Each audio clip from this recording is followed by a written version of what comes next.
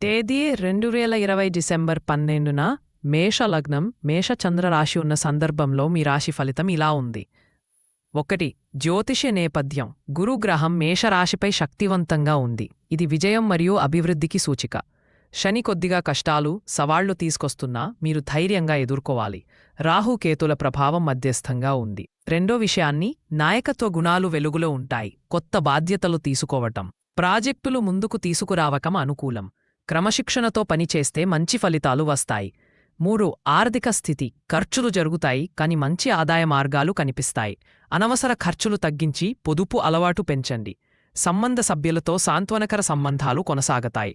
వాద వివాదాలు తగ్గించటం మంచి. ఆరోగ్యం. శరీరం బలంగా ఉంటుంది కాని తలనొప్పులు, మసిలి బాధలు ఉండవచ్చు. విశ్రాంతి తీసుకోవడం ముఖ్యం.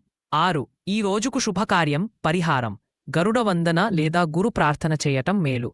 పసుపు దానం చేయడం ఏమాత్రం మంచి ఫలితాన్ని ఇస్తుంది. 7.